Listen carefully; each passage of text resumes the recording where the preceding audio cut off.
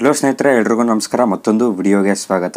ಯಾರೆಲ್ಲ ವಿದ್ಯಾರ್ಥಿಗಳು Yuvanidhi self declaration submit ಮಾಡೋಕೆ ವೇಟ್ ಮಾಡ್ತಾ ಇದ್ದೀರಾ ಅಂತ ಒಂದು ವಿದ್ಯಾರ್ಥಿಗಳಿಗೆ ಯುವನಿಧಿ ಕಡೆಯಿಂದ ಒಂದು ಅಪ್ಡೇಟ್ ಇದೆ. ಹೌದು, ಈಗಾಗಲೇ ಎಲ್ಲಾ ವಿದ್ಯಾರ್ಥಿಗಳಿಗೆ ಗೊತ್ತಿರೋ ಹಾಗೆ ಯುವನಿಧಿ ಸೆಲ್ಫ್ ಡಿಕ್ಲರೇಷನ್ ಬಂದು ಮೊದಲು ಪ್ರತಿ ಮಂತ್ಗೆ ಒಂದ್ಸರಿ ಸೆಲ್ಫ್ ಡಿಕ್ಲರೇಷನ್ ನ ಎಲ್ಲಾ ವಿದ್ಯಾರ್ಥಿಗಳು ಸಬ್ಮಿಟ್ ಮಾಡ್ತಾ ಇದ್ರು. ಆದ್ರೆ ಇವಾಗ 3 ತಿಂಗಳಿಗೆ ಒಂದ್ಸರಿ ಯುವನಿಧಿ ಸೆಲ್ಫ್ ಡಿಕ್ಲರೇಷನ್ ಸಬ್ಮಿಟ್ ಮಾಡುವಾಗೆ ಯುವನಿಧಿ ಕಡೆಯಿಂದ ಅಪ್ಡೇಟ್ ಅನ್ನ ನೀಡಿದ್ರು. ಬಟ್ ಆದ್ರೂ ಕೂಡ ವಿದ್ಯಾರ್ಥಿಗಳಿಗೆ ಸೆಲ್ಫ್ ಡಿಕ್ಲರೇಷನ್ ಯಾವ ಮಂತ್ ಅಲ್ಲಿ ಸಬ್ಮಿಟ್ ಮಾಡಬೇಕೆಂದು ಇನ್ನೂ ಗೊತ್ತಿಲ್ಲ. ಸೊ ಅದಕ್ಕೋಸ್ಕರನೇ ಯುವನಿಧಿ ಕಡೆಯಿಂದ ಒಂದು ಇಂಪಾರ್ಟೆಂಟ್ ಅಪ್ಡೇಟ್ ಬಂದಿದೆ. ಓಕೆ, ಅದೇನು ಅಪ್ಡೇಟ್ ಅಂತ ಈ ಒಂದು ವಿಡಿಯೋಲಿ ನೋಡೋಣ. ವಿಡಿಯೋ ಶುರು ಮಾಡೋದಕ್ಕಿಂತ ಮುಂಚೆ ನೀವೇನಾದ್ರೂ ನಮ್ಮ ಚಾನಲ್ಗೆ ಹೊಸದಾಗಿ ವಿಸಿಟ್ ಮಾಡ್ತಾ ಇದ್ರೆ ಈ ಕೂಡಲೇ ಚಾನಲ್ಗೆ ಸಬ್ಸ್ಕ್ರೈಬ್ ಆಗಿ ಹಾಗೂ ವಿಡಿಯೋಗೊಂದು ಲೈಕ್ ಮಾಡಿ. ಮತ್ತು ನಮ್ಮ ಟೆಲಿಗ್ರಾಮ್ ಚಾನಲ್ಗೆ ಏನಾದರೂ ಜಾಯ್ನ್ ಆಗಿಲ್ಲ ಅಂದ್ರೆ ಡಿಸ್ಕ್ರಿಪ್ಷನ್ ಅಲ್ಲಿ ಟೆಲಿಗ್ರಾಮ್ ಚಾನಲ್ ಲಿಂಕ್ ಇರುತ್ತೆ. ಆ ಒಂದು ಲಿಂಕ್ ಮೇಲೆ ನೀವು ಕ್ಲಿಕ್ ಮಾಡ್ಕೊಂಡ್ಬಿಟ್ಟು ಟೆಲಿಗ್ರಾಮ್ ಚಾನಲ್ಗೆ ಜಾಯ್ನ್ ಆಗಬೇಕಾಗುತ್ತೆ.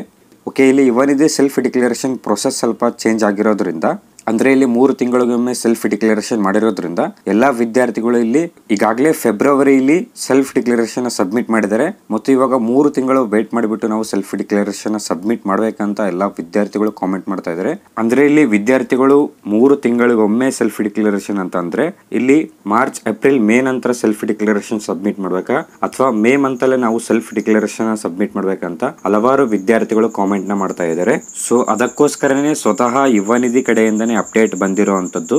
ಇಲ್ಲಿ ಯಾವ ಒಂದು ಮಂತ್ ಅಲ್ಲಿ ವಿದ್ಯಾರ್ಥಿಗಳು ಸೆಲ್ಫ್ ಡಿಕ್ಲರೇಷನ್ ಸಬ್ಮಿಟ್ ಮಾಡೋದು ಅಂತ ನೋಡೋದಾದ್ರೆ, ಓಕೆ, ನೀವೀಗ ಸ್ಕ್ರೀನ್ ಮೇಲೆ ನೋಡಬಹುದು ಸ್ವತಃ ಯುವನಿಧಿ ಕಡೆಯಿಂದನೇ ಬಂದಿರುವಂತ ಅಪ್ಡೇಟ್ ಇದು.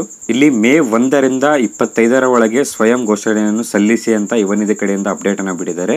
ಅಂದ್ರೆ ಎಲ್ಲಾ ವಿದ್ಯಾರ್ಥಿಗಳು ಮೇ 1ರಿಂದ 25ರ ಒಳಗೆ ನಿಮ್ಮ ಒಂದು ಸೆಲ್ಫ್ ಡಿಕ್ಲರೇಷನ್ ನೀವು ಸಬ್ಮಿಟ್ ಮಾಡಬಹುದು. ಇಲ್ಲಿ ನೀವು 3 ತಿಂಗಳು ವೇಟ್ ಮಾಡೋ ಅವಶ್ಯಕತೆ ಇಲ್ಲ.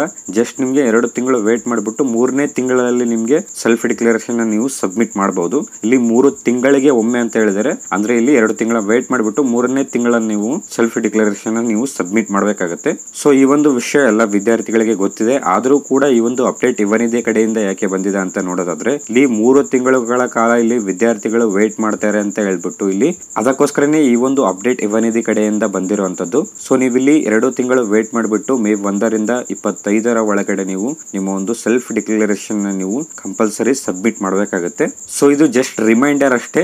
ಇಲ್ಲಿ ಯಾವುದೇ ರೀತಿ ಹೊಸ ಒಂದು ಬದಲಾವಣೆ ಆಗ್ಲಿ ಅಥವಾ ಏನೇ ಯುವನಿಧಿಯಲ್ಲಿ ಚೇಂಜಸ್ ಆಗ್ಲಿ ಆಗಿರಲ್ಲ. ಸೊ ಇಲ್ಲಿ ಜಸ್ಟ್ ರಿಮೈಂಡರ್ ಆಗಿರುತ್ತೆ. ನಿಮ್ಮ ಒಂದು ಸೆಲ್ಫ್ ಡಿಕ್ಲರೇಷನ್ ಬಂದು ಮೇ 1ರಿಂದ ಶುರುವಾಗಿ 25ಕ್ಕೆ ಎಂಡ್ ಆಗಲಿದೆ. ಸೊ ಕಂಪಲ್ಸರಿ ಎಲ್ಲಾ ವಿದ್ಯಾರ್ಥಿಗಳು ಮೇ 1ರಿಂದ 25ರ ಒಳಗಡೆ ನಿಮ್ಮ ಒಂದು ಸೆಲ್ಫ್ ಡಿಕ್ಲರೇಷನ್ ಗಾಗಿ ನೀವು ಸಬ್ಮಿಟ್ ಮಾಡಬೇಕಾಗುತ್ತೆ. ಓಕೆ, ಈ ಒಂದು ವಿಡಿಯೋನ ನಾನು ಇಲ್ಲಿಗೆ ಕಂಪ್ಲೀಟ್ ಮಾಡ್ತಾ ಇದ್ದೀನಿ. ಐ ಹೋಪ್ ಎಲ್ಲಾ ವಿದ್ಯಾರ್ಥಿಗಳಿಗೆ ಈ ಒಂದು ವಿಷಯ ತಿಳಿದಿದೆ ಅನ್ಕೊಂಡಿದ್ದೀನಿ. ಓಕೆ, ಮತ್ತೆ ಸಿಗೋಣ ಮುಂದಿನ ವಿಡಿಯೋಲಿ. Good by.